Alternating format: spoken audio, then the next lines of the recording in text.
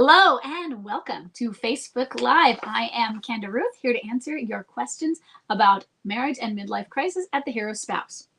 So before we get started, let's go over our pieces of business. I'm going live in 3 places. I am going live on YouTube, and I'm going live in a public Facebook page as well as a private Facebook group.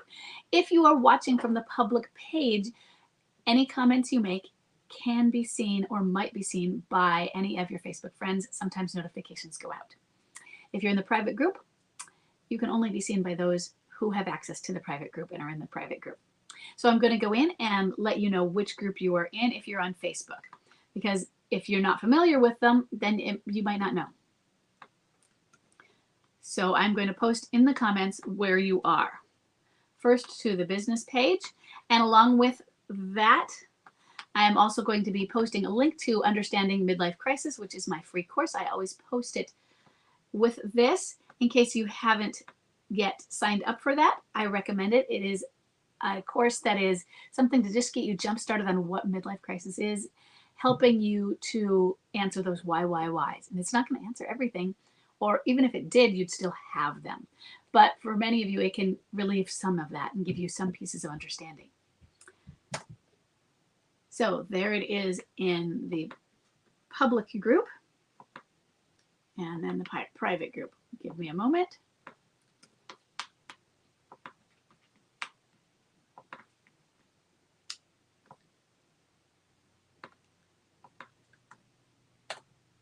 And there we go. So let's get started. Let me check. And today I have 6 questions. So if there is any time and anyone wants to ask in the chat, go ahead, and I will keep my eye on it and see if we have any time or not. Okay. Number 1, we have an anonymous female left behind spouse. Bomb drop was October of 2020. Okay, I think we have a typo, because this is October of 2022. That hasn't happened yet, and it's not a backwards of year month, because it says October 10th. So it says 10/10 of 2022. So that, I'm going to assume that it's 2021, but if you're watching and want to correct that, go right ahead, because my assumption now is, oh wait, it says later on in the text bomb drop in 2018. So I can just make that note. Okay, so we have a bomb drop of 2018. I'm going to assume it was October. Date of marriage is 2004. Contact type is a clinging boomerang, and a high energy replayer's energy level. Bomb drop 2018. We have lived separately since that time, since 2018, and he has no other person that I'm aware of. We've had steady communication throughout the crisis. He's a clinging boomerang. He was awful in the beginning, but has matured throughout. I believe he went through withdrawal from July 2021. It feels like he cycles between acceptance, reconnection, and withdrawal currently, although the cycles seem to be going away completely. His depression has left, and he's genuinely a happy man again. I see him reconnecting back and spending real time with his parents and our children. He even took them on vacation. He's began telling me that I look pretty, that he loves me, and he's helping with things around the home. We have even had intimacy lately. We do a lot of things together again as a family, and he's mentioned a couple times that it was about time for us to sit and talk. This has went on for some time, and he seems healthy again. Will this always be a cycle, or do I need to give him an ultimatum? Okay, so I'm not sure what you're meaning, will this always be a cycle? Because you're concerned that he's cycling, because you've been explaining or describing a steady increase in positivity rather than a cycle of going away. And I say you've described it as that because you've said that his depression has left, not that he seems to be, he's genuinely happy. You're saying that it's not cycling. So are you wondering, is the question more about, am I always going to have to worry about another midlife crisis? Or is he, since he hasn't said he wants to come home, are you worried about this sit and talk? Do you have apprehension that he's going to say something else? Are you just afraid to face it, even though it might be pointing in the direction of, let's talk because we're getting closer and I would like to move home? But what if he's not going to say that? Because we often get both of those fears coming in. So you don't give an ultimatum if you haven't had this talk and told him what you want. So communicate it with him, because imagine this, is sometimes they really don't know. we get some of them who don't know they could come back. In other words, that we would allow this. And I think yours probably knows because he's been moving his way back in and you haven't been roadblocking it. But so much damage was done and all of the pain they caused, many of them like, that she'll never have me back. So it doesn't make sense if you came up to him and said, hey, you better get back here, buddy, or else. And then they're like, what? I didn't. So communicate it with him. He wants to sit and talk. Yeah, you do too. So don't go in with this idea of, I better tell him to get off the pot. Because maybe that's what the talk is about. I think that's what you're assuming the talk is about even. Now, when this happens, he might not be ready.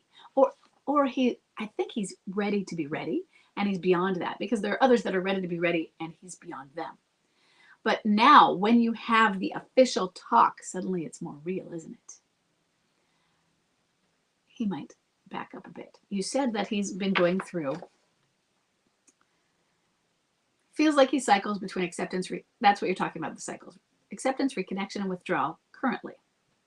I think you mean withdrawal currently. Now, just so you know, withdrawal, I don't know what people mean by that.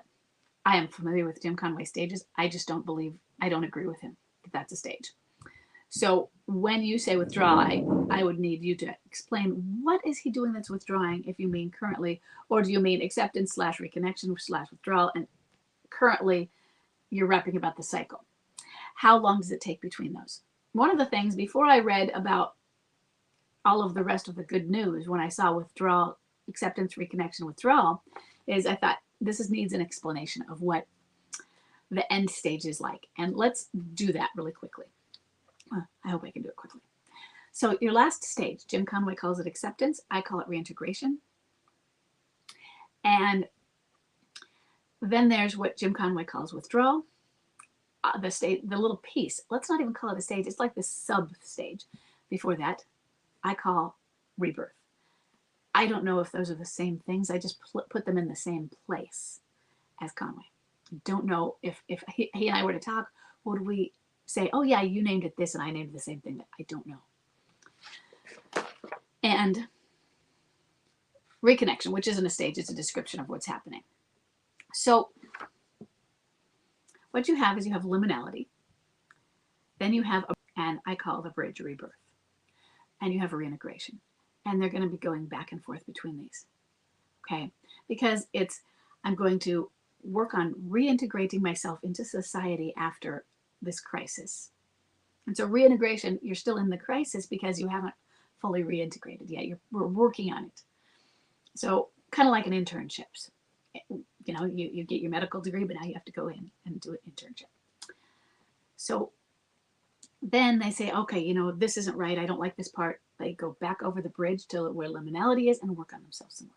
Then come back. And so when you go into liminality, there is a feeling that they are withdrawing, which is why I imagine that's where Jim came up with that. But that's what liminality, that piece could be. So they have to cross back over rebirth because there's a rebirthing process of coming into yourself and reintegrating. Now, what might be happening often in this, so you'll see it looking like that.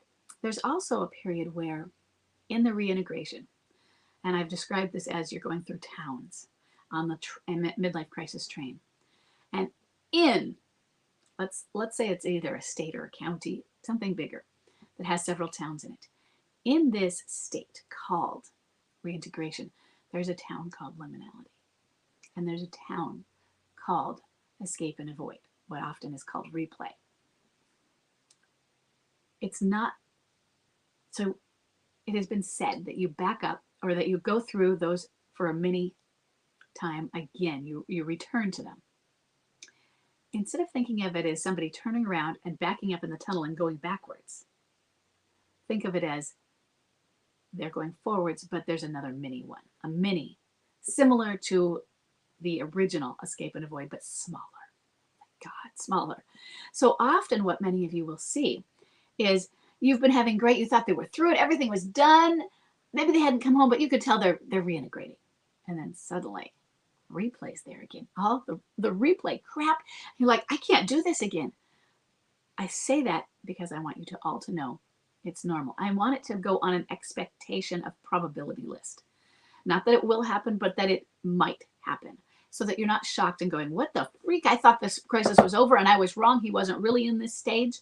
If you're stage watching, I know we shouldn't, but we do. These things are part of reintegration. Just that self-questioning again and testing it.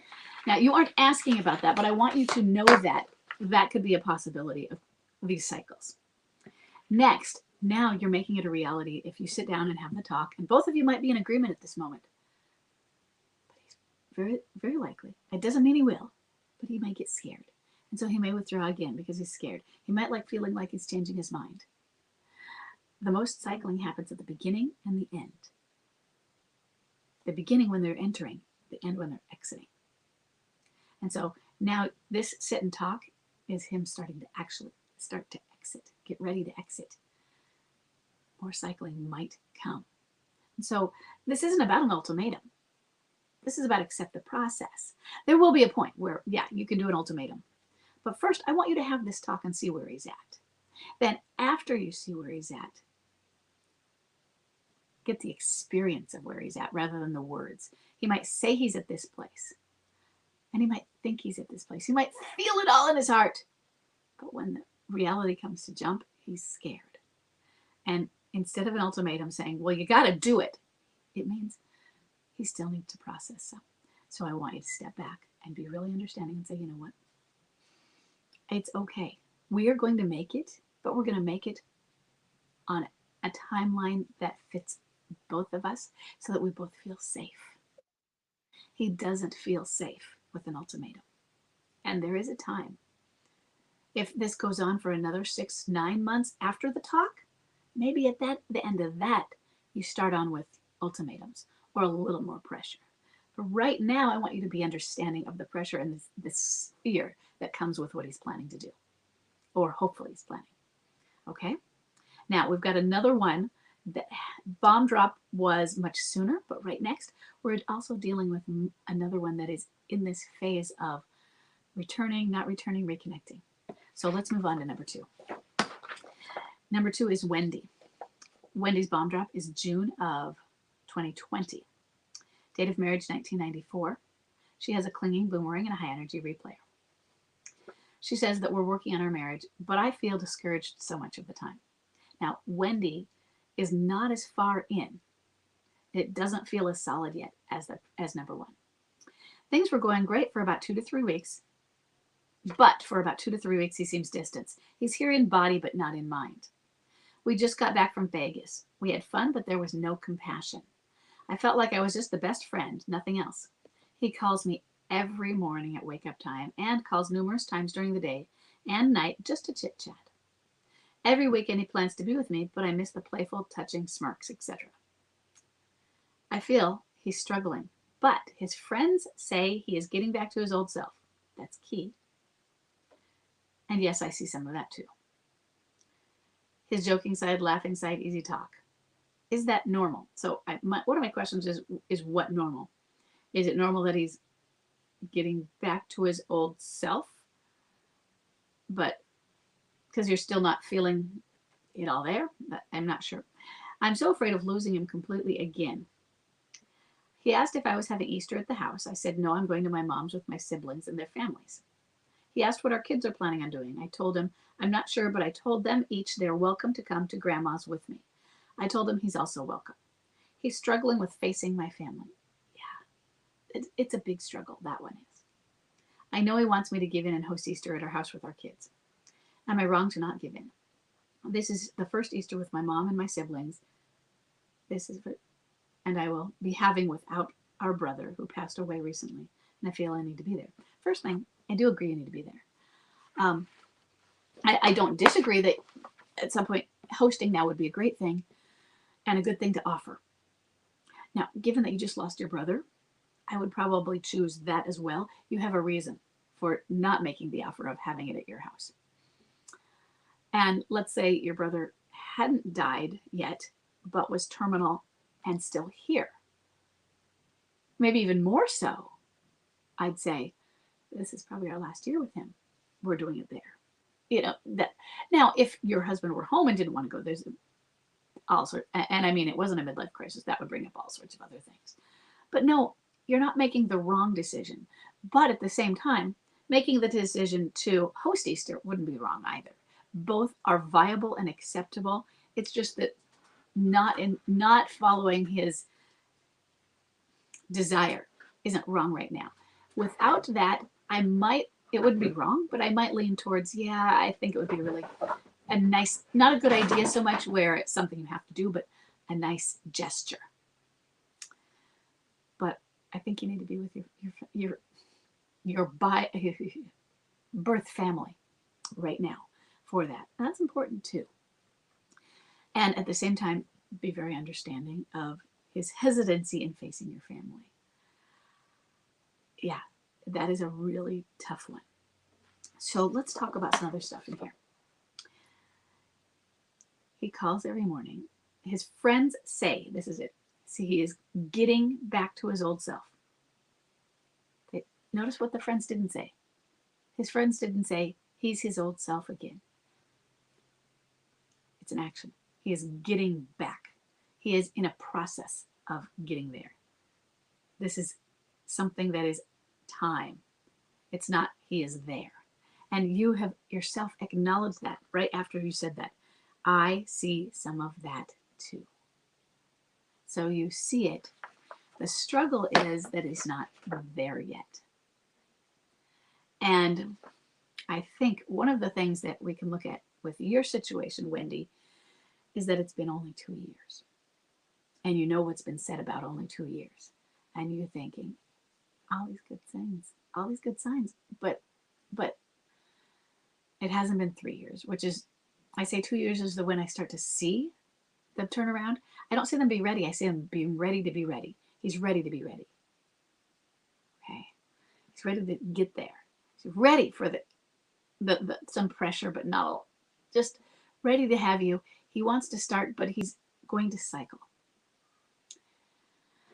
And so this feeling of discouragement, well, first thing, oh, yeah, this is so normal. I see this regularly. In fact, it scares me sometimes for standers because this is a very vulnerable time when standers fall because they start to see the hope. And so their hope increases, their expectations increase. Sometimes their attachment then increases. And there's a withdrawal again. And it's a thousand knife cuts. Sometimes there's more betrayal, but even if there's not more deep, monstering in that, it's just that lack of that ability to commit, and that they are still with an alienator, even if they're not being as mean as they were in the beginning, and they can be. I handled it before. The thing is, if you hadn't been getting these higher expectations and higher hopes, you could handle it. And so that's why I try and prepare everyone for this. Because this is one of the times when standards fall. The standards, you get to that. It's like you get to the top where you can see and feel the rewards. But that top of that mountain, it's like a balancing point, and it's hard to balance. So I want you to prepare for it. Because being discouraged is normal in this. And all I can do is reassure you that what's happening is normal. I cannot and will not reassure you that, oh yes, he's so far ahead now, he's coming through. I can reassure you that he is there. He's showing signs. He's ready to be ready. He is, look at the thing that really tickled me. Wasn't the Vegas trip. And you had fun. Let's look at the highlights. But he calls me every morning at wake up time. And he calls numerous times during the day and night just to chit chat. When I was reading that, it made me think of people in their first days of dating, when the limerence is high and they just, if they can't live together and they're always on the phone together. I just have to talk to him. I have to feel them, near me all the time. That's what it made me think of. But even those in limerence, there's still a big fear. There's a big commitment step. But there's in many ways, there's more hurdles for him because of all of the damage that was done. and that he knows you and that he has an established history and a foundation with you, can I step back onto that? So there's going to be a lot of hesitancy going back and forth. What I want you to do is I want you to be consistent in your grace, your forgiveness, your unconditionality, and in your joy. I know sometimes when you're not feeling it. So I want you to work on, there is fake it till you make it. It doesn't mean put on a false face. It means work on focusing on these joyous things, because then they are going to become more natural. You're going to focus on them. The things you focus on are the things you notice. So when we were looking for Subarus, Chuck and I started seeing them everywhere. We hadn't noticed that before. We one day counted them in the parking lot. I'm like, wow. Now this was 18 years ago probably. But we started noticing. They say if you start thinking about red cars, you see them more. Same thing with other colors. So you start to focus on the wins. Then you start to notice them. You had fun in Vegas. The no compassion, if you focus on that, you're going to remember that piece. But you said you had fun. I was just the best friend. I want you to be his best friend. Not just a friend. I want you to be his best friend. Of course, you're going to take that into an intimacy. But I want you to be that. I want you to relish in the calls to chit-chat. What that means.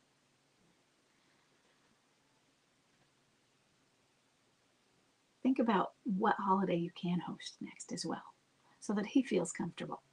And when it comes to your family, I'm going to assume that nobody's spread far enough out and that they can come to others. Would they come? Would it be easier for him if he were to reintegrate with them one at a time or a few at a time? So if you had a 4th of July celebration, they didn't all come, but maybe your mom came or one sibling and their family. If they can reintegrate in small doses with them, and maybe each one on their own, and then a couple of them together at once. It's just a thought. But think about what you can host in the future. But at the same time, it's been not quite 2 years. So you might, not you will, you might get a backward cycle that is bigger with fear and withdrawal. And if it happens, I want you to take a deep breath.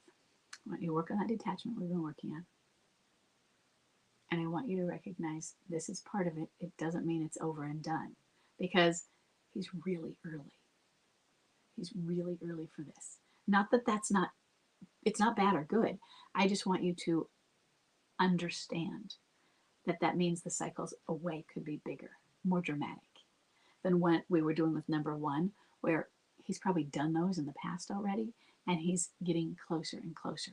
He's a little further in the tunnel, through the tunnel. Just be consistent. Okay? I hope that was helpful. Let's go on to number 3. And for number 3, we have another anonymous female left behind spouse. Bomb drop again. June 2020. Date of marriage 2009. She has a boomerang and a high energy replayer. This one I've read through, so before we started, some pieces of this are going to be way out of my league. And the answer I would typically give to this is vastly different than the response I am going to give. And you will all see why in a moment. I found out my husband has lied about a business trip by complete accident. There were some red flags because he monstered when I asked simple questions regarding what airline he was flying and when he would be back. He's on holiday with the alienator. He's lied to me as well as our 3 children. Do I pretend I'm unaware when he gets back, or do I tell him? He's not called the kids once since he left almost 2 weeks ago, nor has he asked how they are. He's spending a lot of money on her, and I'm feeling vulnerable as I also found out that she's left her husband. Okay, if it ended there, I'm really glad you gave the additional information, because I would give a profoundly different answer. I am in a very precarious situation in the country we live in, which is far from home. Women have very few rights and are entirely at the mercy of their husbands. Okay, now, you probably see the problem. I want to play the game as best I can to secure immigrating with the children. Now, first thing, I'm not sure what you mean when you say immigrating. Are you trying to stay where you are? Okay. Or do you mean you want to go back because you've immigrated, but now, so he has threatened that I can leave, but I am not taking the kids. Even more understanding of the serious danger of the situation. Yet he has left them too. He doesn't live with us and is not engaged in their day-to-day care. How do I treat him to keep him on side without sacrificing myself? Okay, so first thing, let's talk about the answer I would give if you were not in a country where women had few rights, where he had told you that you could leave, but but you can't take your children with you.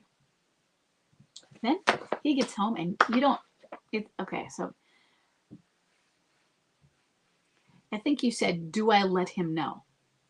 And one of the questions I couldn't tell is whether he lives at home or not. You said he doesn't live with us later on. In the beginning, it was hard to tell because if he doesn't live with you, then why are you asking all of the right of wife questions? So some of them, he lied about a business trip. Here's the thing though. Why should he lie? Now you're going to ask, maybe you're saying, hey, you don't live at home. Why are you even lying to me about this? There were red flags because he monstered. He's going on it with the person he's cheating with. But if he doesn't live at home, he's removed the right of wife.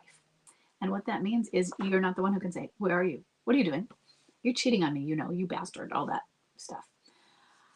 What are you doing at night? You don't have those rights to say, you can't do this anymore. Now, we might know there are legal rights, sure. So your interrogation of where he was going was a little bit, I get it, and we all do it. But if he really doesn't live at home anymore, then there's a level of not your business as well. Other than you need to know where he's going for the children and when he'll be back. But to interrogate him about it. And so he's going to put up a wall and lie about it.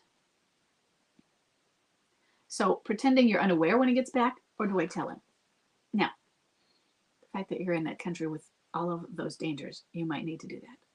But my normal advice would be absolutely not. You do not pretend you're unaware. In fact, what you do is you show him the evidence or show him what you know. Or if you were living at home, I would have his bags packed. And so my actual advice, if this were, say, in the US, was he gets home and he doesn't get to live there anymore. It should be a very, very, very strong boundary, because he didn't just go away on a vacation. He's not just having an affair. He left for 2 whole weeks to have a vacation with an alienator. And if he were living with you at home, that's a serious thing. Now, if he weren't living with you at home, and he's not, that changes the dynamics of that a little bit. Of course, he takes the alienator on a vacation. They were doing it all the time. Most of them do it all the time. You're upset because he didn't tell you. And why does he have to lie about it? So here on this part, this is just like, you know what? If you're going to go on vacation with her, you don't live here. We're not really together. Just be honest about it. Yeah, I don't approve of it. It's not right. You're a married man, but you don't live here. And neither of us needs to answer to the other. Now, I don't know how much of that part you can do now in the country where you are. It's not quite the same, but it's start to be honest. So what I want is I want to say run. I don't know if you should or not. It's just my own panic and instinct for your children, and that they could if you were thinking of leaving, find a way to leave when he's not there. How do you get out of that country if that was your plan? I don't know that it is. So, but that's just my big concern, is you're going to lose your kids. And these are the scary stories we hear about. And you're going to lose your kids in a situation where we can't help legally over here. You can come back to home country, and home country might not be able to do a damn thing. It's when you hire one of those kidnappers to go in and you pay them all your money. And you don't want to be in that situation. It doesn't matter that he legally, from the legal side of the country here, it probably doesn't matter what he's done against you. It doesn't matter that he's left you. You don't have the rights. He does. And wouldn't it be better to be somewhere where you did? And that is not standing advice, is it? But you're in a situation that has some additional dangers, and I don't want you to take it as advice. That's just what I would want. But that might be dangerous too, and I don't know what it is you want in that situation. So all it really is something to think about. Okay. And I'm so sorry for this situation that you were in. We are going to move on to number 4. Number 4 is an anonymous female left behind spouse. Bomb drop was March of 2020. Date of marriage is 2013. She has a boomerang and a high energy replayer.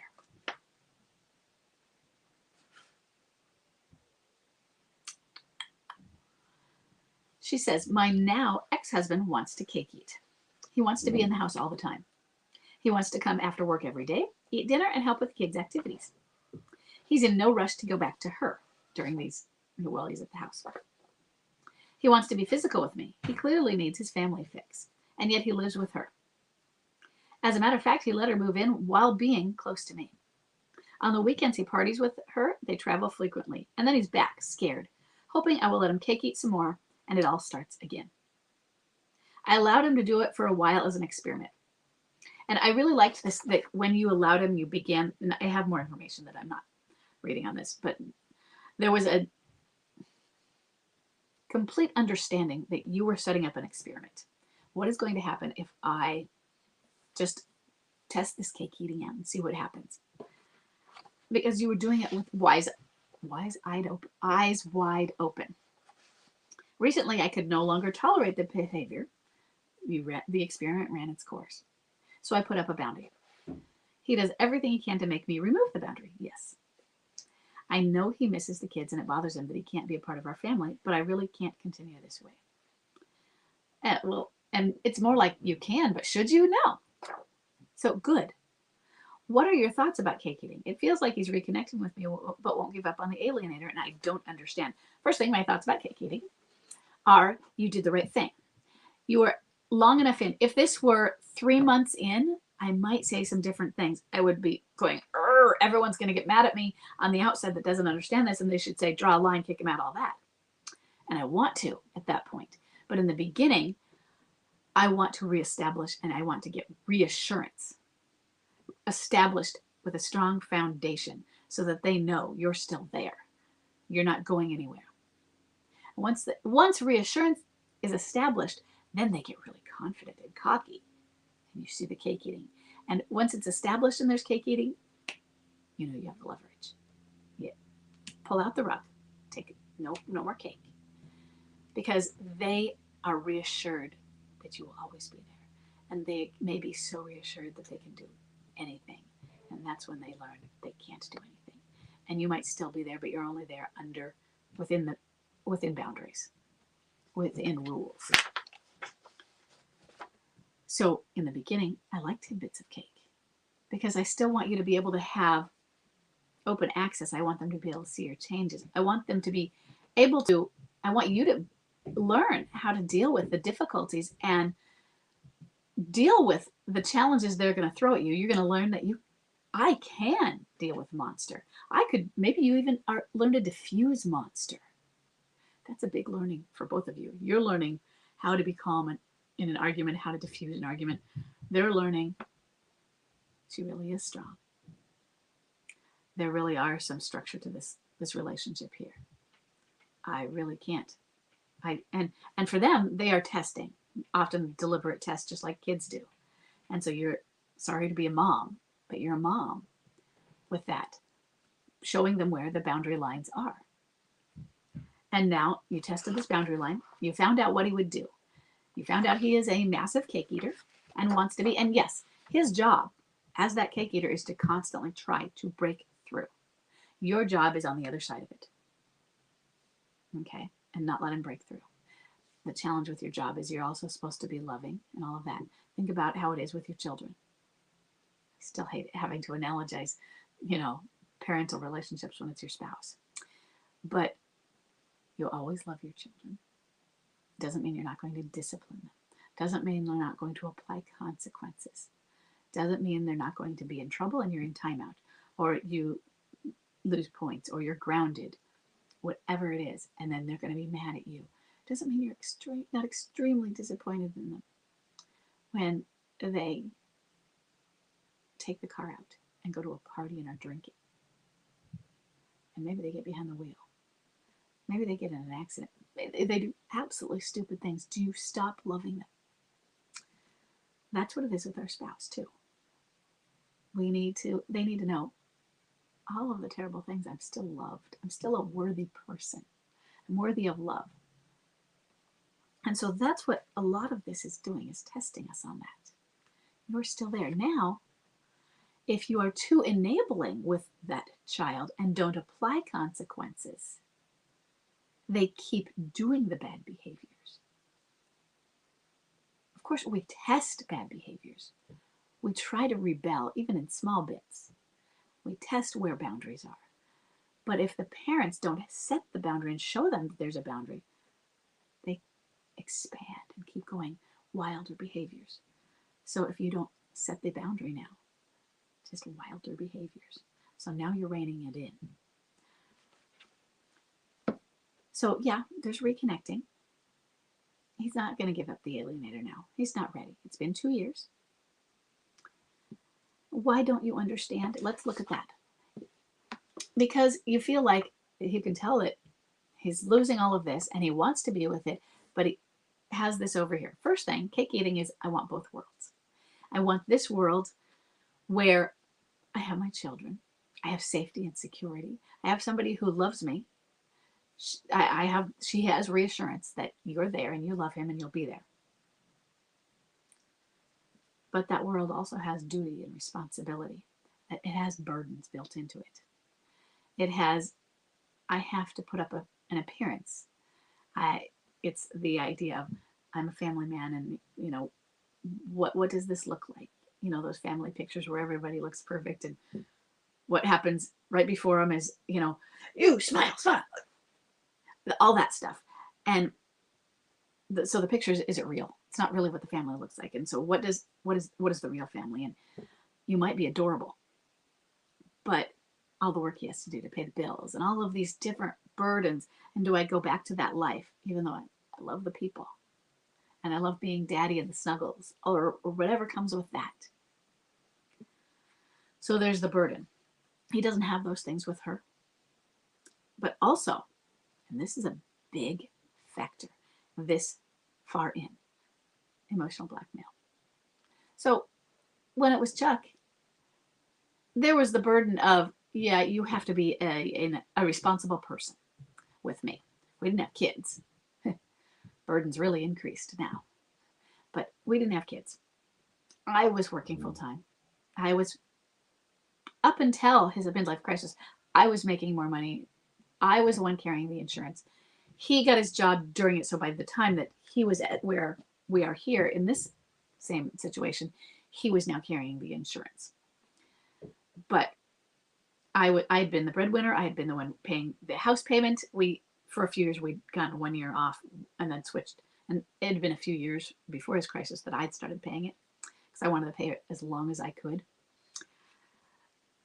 So there was shared burden, but he still felt it. And that's kind of Chuck.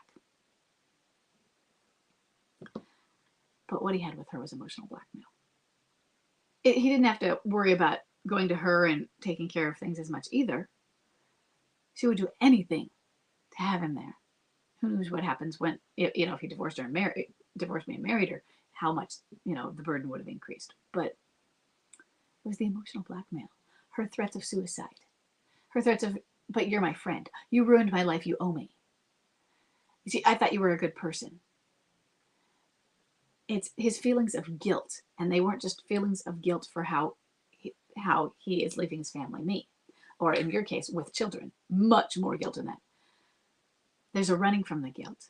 But there's also a guilt from her that's holding him in there. Emotional blackmail is as strong as limerence and can be stronger if you add the two of them together. So Imagine that you were emotionally blackmailing him and she were emotionally blackmailing him. But limerence for you was 2011 to 2014, let's say, because you married in 2013.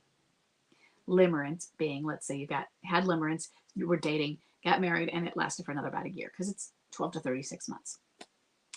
So the it's faded a lot. Limerence for her, let's say it started to fade, but it's still that much closer to the present time. So it's still, those chemicals are still stronger, and now you factor in the emotional blackmail. Now, emotional blackmail with you, why doesn't it work also is I failed with her. I failed to rescue her because she's doing all these, oh, poor me, you rescue me, you should help me, you owe me. The other person doing that, he hasn't really rescued them yet in his mind, because really doesn't need to. But that's what's going on. They might not think about that consciously, but that's how it feels. Is this person is this way, 9 years on. Obviously, can't do anything about it. That's just how she is. But that one I can rescue. So there's several factors, and he's not ready to give up that alienator yet. The alienator, and he might be ready to be ready, but she's going to keep digging her claws in, so he's going to keep getting tested and tested and tested. He has to go through all these tests. Think about fairy and folk tales and the quest, and how you have to have each of these tests. Oftentimes, you have to do these 3 things before. Hercules had 12 trials. The 3 is a main number in it, where you have to do three different things before you get to reach the end goal where the princess is. Then you have to rescue her and rush back and get past the dragon and all of those things. But you have to go through a series of things where and each one might expand and be more difficult. That's what's happening here. This is our quest. And she's going to test him. You're going to test him. Not in the same way, but the whole life is testing him. And it's going to get harder. So he's not going to be ready. It's still only at the 2-year mark. He might be starting to be ready again. But he's going to cycle still. And I was here. I was right where you were at 3 years. It was 3 years. And yeah, he was going back to her. I was there at other times. But 3 years, that was when I knew it was finally going to work. I had a plan. And if I knew that if I could stick to the plan when he left again, I could get it to work this time. I didn't know how I was going to do that. But if we could maintain the plan, it would work. And I went through that. He couldn't leave her. He didn't want to leave her. He wanted to be at home with me. He wanted to spend the time with me. And yeah, I did cut him off like you did. The boundary, and communicate the boundary to him. Here's why you are on. I want it to be as close to no contact as you can be. You have young children. And so if possible, get somebody as an intermediary. He's not allowed to come to the house. He should only call. Do any of the children have cell phones of their own? Maybe you should call them. If not, he should call at strict times. Or maybe it should be only text or only email, only through, or if there's an app or some sort of, and that would be to set up, I will be coming to pick up the children at this time, according to if you have a court order on it or something like that. But, for my weekend or for our, taking them to the park or for our hour together. And when he comes to pick them up, be scarce. Don't be there. Now, you're going to get lax on that. I got lax on it. I didn't have kids, so it was me going shopping at Costco. But I made sure to walk down enough aisles so that I was hoping he'd see me. So maybe he's standing out at the door, and let's say you have an entryway, and you can walk, past the hallway that is visible from the entryway, and he'll see you. I'm not saying do it if you can keep yourself scarce, but if you're not able to, yeah, let him see you. But I don't want you going out and hugging him. I don't want you having a chat with him. It's, here are the kids, shove them off. Make yourself scarce. If somebody else can be there to get the kids off, do it. Because I want him to know. And I want him to know the reason is you're not being an appropriate spouse. But this is an exit clause, no contact. That's for you. You don't have to say, this is an exit clause, no contact to him. That's you. He needs to know this is a no contact boundary. And the reason he is not allowed to contact you is because he is being an inappropriate. Find the right terms, because you say he is now your ex-husband legally. But clearly, you're standing. Clearly, you don't want this to be exes. And clearly, he's not really sure of that. So find a term. In mine, we weren't exes. So I could use the term. But, you clearly would want to be a part of this family. I only want to be a part of you to be a part of the family with me in it as a spouse. And right now, you're being absolutely inappropriate to that, for us to go get to that place. And I don't want to have a relationship with you. I don't want a relationship with you outside of a marital context. We can see each other at weddings and funerals. And if that's going to be fine with you, then you can go off on your way. I don't want to be friends with you. I don't want to be your buddy. What I do, let's take away the I don't want to be friends. I don't want to be your buddy. What I do want is friendship, but only in a marital context. And you're not, and then I also wanted a reassurance in there. And I don't think you're ready for that right now. When you're ready to be an appropriate marital partner to me and to start us back toward that track, give me a call. And when you're ready, and when you give me that call, you let me know. That's why you're doing it. You have to find the right language. Okay? But this is a no contact boundary that is with an exit clause. He can always contact you when it is to change toward being an appropriate, and then we don't have that term since he will call you on it. I'm not your husband anymore. We're divorced. And you're not really, are you? You're legally divorced, but the emotional relationship is still there. Okay, let's see. We've got 12 minutes, and I have 2 more. Let's see if I can get through them. The last one is very long, so we'll see. Okay. Let me refresh, look through, see if anything's coming up. Okay. Number 5, we have Nancy. Nancy's bomb drop was June of 2018. Her contact type is he is still at home. So it has been almost 2 years. He's still at home, and he is low energy wallower. She says, my husband is in depression/withdrawal for 1.5 years. I understand everyone is different. I would like to know if there's somewhat of a timeline for depression withdrawal. I know it can run together, and my husband's has. I know to drop the rope and detach.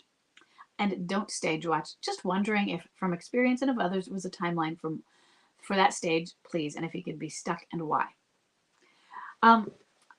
I don't put timelines on these things, and I don't because they're too varied. I couldn't tell you. What I could tell you is this has been 1.75 years, right? Or 4. Oh no, never mind. 4 and 3, 3.75 years. Okay. So yeah, and for 1.5 years of it, so he went through about 2 years of escape and avoid, and then he went into liminality. Now think about what depression is. When you use the term, I don't know if you're using Jim Conway's term withdrawal, because it looks like you're in depression withdrawal from Jim Conway's stages. But what is depression? It's a turning inward, a lowering, given that you have a low energy wallower. We can have a covert depression where it might be higher energy, but we're looking at it from the overt depression type of low energy. I would use the word withdrawal to explain something that somebody who is depressed does. They seem to draw inward. They seem to often withdraw from, and they may withdraw from society, or they want to. They sometimes put on a face. They withdraw like this. And so saying that he's been going through both of them, in my view, had I never read Jim Conway, I would really be wondering, and never seen him referenced. If that didn't exist, I'd be wondering, why do all these people, put these things together when of course they're together? With depression is this little piece of withdrawal. Withdrawal is a little piece of depression. It's an aspect of depression. But For low energy wallowers, they can't, well, they can all get stuck in this. But he was already in depression when he was in escape avoid, which is why it's not, why I don't call the stage depression. There's escape and avoid, and then they fall down into the psychic pit where it's just like the mirror that is them is shattered. And now you have to go through and pick up all the pieces of that mirror and put them back together. And so there's a mosaic mirror. How long does that take? How shattered was he?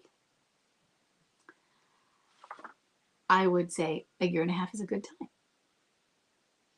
But as a low energy wallager, what level up he is at clinical depression? Does he need additional help with it? And that's another reason I don't give timelines, as if there is something that could help him clinically. And I know often it doesn't matter if there's something that can help him clinically if they won't go. But if that's what it takes, the timeline kind of goes, well, what do we do with this? Is it required? Is this a situation where this person isn't going to be able to jump over the hurdle of depression without pharmaceutical help or not? And we don't know. So that's part of it. He's already shown, and we do see them, what appears to be stuck. Now, sometimes it may not be that they're stuck, but it just takes so freaking long that it feels stuck. And so what do you do with that? You find out how to deal with somebody who's depressed. You're the caregiver of a depressed spouse. And so you need to learn how to live within that situation, within that context. And what do you do with it? What do you do when your spouse is depressed? How do you help yourself stay sane? Are there things you can do to help them? That thing, we can't change people. Yes, and true. I want to roll my eyes and I want to go, you can't change people. We can influence people. But what kind of influence can we have over the power of chemical depression? And that's what I want you to think about. I want you to think about, what kind of influence does he allow for you to have? Does he talk to you? Can you talk to him? If you ever say anything, or if you say something, do you have to beat around the bush for 2 weeks? Make it little tiny subtle, so it's just bringing it in a hypnotic way. So this comment, he doesn't know that you're talking about this, and it just gets in, enters in, and it's the thoughts and overhearing them over and over again until a thought solidifies, and now you can talk about it more and more. I don't know. But my concern is that as a low energy wallower, there could be some clinical depression that might need pharmaceutical help. So let's move on. We have a few minutes. We'll see what we can do for our last one. Now, this time I'm going to keep her anonymous because this came in as an email submission. And I'm going to try to, if I can, I'm really bad at this, just paraphrase some pieces of it, because I have a full page of text, but it really isn't that much. So she's got a question. First thing, she did her taxes, and they used to do them together, but now that they are divorced, they do it alone, but use the same accountant. And there was a piece done. We found that he had put an amount of there was a formal something where they were supposed to split tax amount. An amount of our formal mutual account, she might have mean former, but former, on her husband's taxes. And it should have been partly on hers. So she suggested they split it. But he said, he had told the accountant, no, it's fine, I'll pay it. So that gave her a reason for some smart contact. And what I'm going to go is, I forgot to go over, we are dealing with a female MLCer. Her bomb drop was January of 2020. Was it really that long ago? I guess it is now. It doesn't feel like it. He has been a clinging boomerang. She's, that has changed into more distant, but when there is contact, he still shows a lot of clinging tendencies. And he's a high energy replayer. And it's always been a relatively good relationship. So she just sent him a message. This is smart contact. She sent him saying thank you.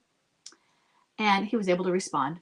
And he asked her how. So now he always responds with starting chit chats. How you doing? That sort of thing. So he's bought a new house and he's finishing it up and doing some projects on it, and he wanted to show her what he was doing. But he's also moving the alienator in, or has already done that with her daughter, I believe. So she wished him luck finishing the house, and then he sent her a picture of his new bathroom. And this is where it got harder for her. He says, this is a bit much for me since his girlfriend and kids are moving in with him. So, because he told her that. And to be honest, it hurt me to see the beautiful bathroom. So I told him that I found it beautiful, but also that knowing he was going to live together with his girlfriend, the picture was a bit confrontational to me. And I don't think she's saying he was being confrontational. I'm saying it was a little bit hard for her to handle. And I would rather not have him send me pictures. He apologized and said that he just wanted to show me what he had made and that he should consider my feelings in the future. And this is very standard of their dynamic. He doesn't seem to do things out of malice. And I just like, oh, let's look at his mind sitting back, not talking to her. He's like, oh, okay. I feel really bad I did that. I didn't mean to. Some of them would do it to poke and monster. And he doesn't do that. He does seem to, it's more like he has the empathy once he's told there's an issue, but he doesn't yet connect an issue on his own. And the other thing is, not everybody would have a problem with this either.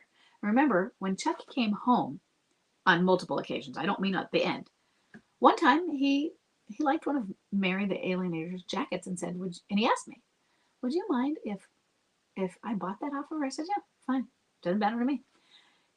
So he brought things from her, or just even those things like the new clothes he had with her, that often will trigger a left behind spouse. And I just didn't give it that sort of energy. So at the same time, one of the questions is coming is, doesn't he get that would be really hard for me? And no, but at the same time, it wouldn't be hard for everybody. It is one of those things that is very commonly should be lumped into most people would have trouble with some of it, but probably not at the level of triggering that you're getting either. Especially since this is a new alien. Let's not call her an alienator. Divorce was finalized, and he met her either after or just at the end. They had been split up. She was not an alienating force. In other words, this new person. Okay. If I say alienator, it's just natural for me to say it. But this isn't somebody that's been trying to steal him away. And we don't even know, I don't even know if she realizes that he is still emotionally connected to his wife, now ex-wife. So he apologized, said he wouldn't do that. I told him thank you, but I understood. And she said, to them, that I understood he was proud of himself and he has every right to be that way for creating such a beautiful place. That was the end of the conversation line. I felt that I had to set a boundary since this is the second time he'd been sending me pictures of his new house, and I found it painful to see, knowing he's building and decorating it with her. Maybe he's pushing him. Maybe this is pushing him away, but I keep seeing the pictures in my mind. They're moving in together very soon. She's sold her house and she's bringing her kids. I feel like he's seeing me as his mother who wants to show that what he's done. He's so proud of himself, and to hear that she's proud of him. Yeah, I don't know that he's seeing you as his mother or not, but he does want you to be proud of him. And there's been times where he's even expressed concern or regret about having this. I think, didn't he recently break up with this new girlfriend because of his feelings for you? He doesn't know what he wants still. Is it normal that he doesn't seem to know that showing me the pictures hurt me? Yeah, he's not. But he is beautiful at accepting these things when you tell him. Should I have not set a boundary and just said that it was beautiful? No, it was a good boundary. And it was a boundary because, not so much because of it was a boundary, but because you were letting him know these are triggers for you, and that his leaving, there's a lot of information packed into that boundary, into that, please don't do that. And here is why. What you did to me hurt me. I wish it hadn't happened. All of this is said in that. And I miss you. And I just can't handle seeing you move, seeing somebody else in your life. It's all said in there. To me, it feels that I have to protect myself from seeing so much that is hurtful. Yes. What's your advice when he sends me things? How to respond? I think you did a good job. You could even say, you know what? You could add things about your regrets. It's hard because I wish it were me. I wish you were building these things for me, or you can say us. And one of the reasons it's so painful is you're not. And so I think it's beautiful, and I wish that I could just wish you well with it, but it triggers me. By the way, we saw each other at his son's dance performance. I was so proud of myself. I've done some hypnosis to feel calm. I wanted to read this part because I'm so excited. Because the hypnosis, she says, to feel calm and confident, and I was. And this is filled with emojis, the happy kind. In fact, there's a few emojis during these places. She has herself being strong, and there's happy faces. I had a chat with him, and I was friendly but not overly enthusiastic. He was wearing a ring, and that hurt. And he was apping the girlfriend during the session. Yeah. But I kept my calm and was friendly and feeling and looking good. So I'm really proud of you for that. That hypnosis is something that, can really help with that detachment. Okay, we're at time, and I have gotten through it. So I will see everybody next week when my kids are off of spring break. Again, I'm so glad they haven't been extremely noisy above my head. But have a great day, everybody, and bye-bye.